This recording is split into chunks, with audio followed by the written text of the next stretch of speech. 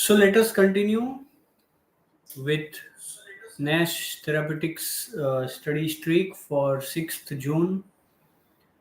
And the remedy we will discuss today, as mentioned by Dr. Nash in his book Leaders in Homeopathic Therapeutics, will be bismuth and creosote. So let me begin with sharing an interesting case which I saw in from my practice long back. And there was severe vomiting in this child and lot of weakness by just 2 or 3 episodes of vomiting, and I was almost thinking of giving him arsenic, but there was no thirst since the time the episodes of vomiting started and also before it. And the mother told that after first episode of vomiting only the child was so weak that we couldn't wake him up.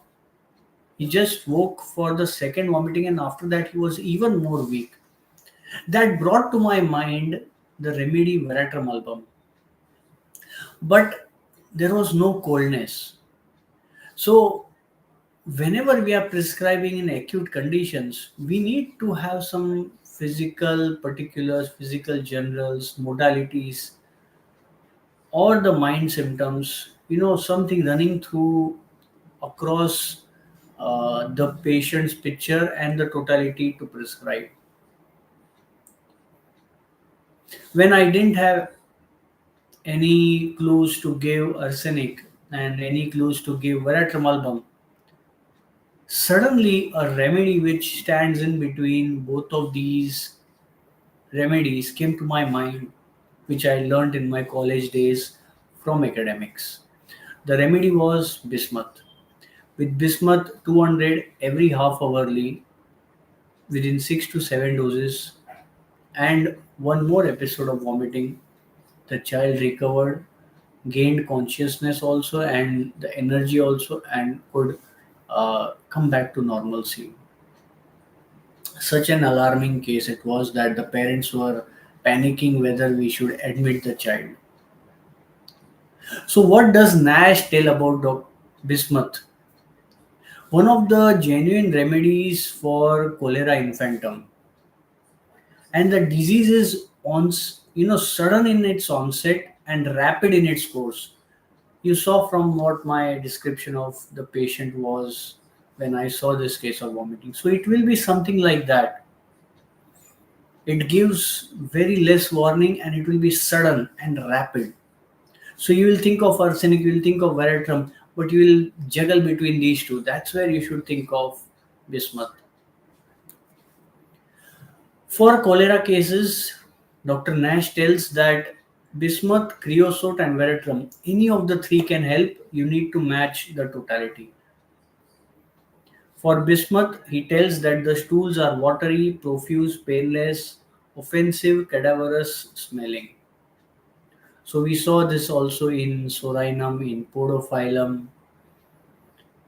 In creosote also you will see that there is offensiveness of the stools. Vomiting of the water which is drunk by the patient the moment it touches the stomach. So you need to understand that there is a delay of 5 or 10 seconds only when the patient drinks the water and brings it out. If it is longer, then the bismuth is ruled out directly. If you know these nitty gritty things, your job to prescribe this remedy becomes easier. So it has to be very quick. It cannot be that you go in a book, you need to search, you need to study, go back to the patient. You need to keep this in mind. And this will only come by constantly studying the materia medica and the different authors that you will touch. In bismuth, only water is vomited and not the food, which is very important. Because if you are juggling between giving bismuth, arsenic, and veratrum will have cold body, arsenic will have vomiting of food as well as water. But bismuth is the remedy which will have only vomiting of water. and the face is deathly pale with rings around the eyes. It is a remedy for pure nervous gastralgia. Pain is of pressing nature, and sometimes it is between the shoulders. Sometimes there is burning in the stomach. And he tells that bismuth and creosote, both the remedies are good for carcinomas. Bismuth, carcinoma of stomach, and creosote, carcinoma of the uterus. It has specific affinity for female reproductive organs. We'll come to it in just a few minutes. For potency, Dr. Nash was a person who was experimenting with high potencies at his time. For him, 200 was high and cm and mm was very high. I don't know how it is for homeopaths amongst us. 200 sometimes is difficult to prescribe and repeat. For new homeopaths, 1 m is even more dangerous. But just like it was dangerous for Nash, it will be dangerous for you. You will need to experiment and move on. Neuralgic gastralgias, bismuth, Dr. Nash prescribes lower trituration. It can be 3, 6, 30, something like that. Whereas in cholera infantum, Dr. Nash prescribes 200. And he signs off bismuth as a remedy by citing that solitude is unbearable. The child wants to hold the mother's hand for company, just like the remedy stramonium. Let's move on to the next remedy, creosote. Another similar rapidity of action in this remedy also. It acts on the mucous membranes, profuse offensive secretions, ulcerations with depressed vitality. And this is especially true for female reproductive organs. The leucorrhea will be putrid, acrid, corrosive, staining the linen yellow. Now, when you will start your homeopathic practice, you will need to make pediatric kits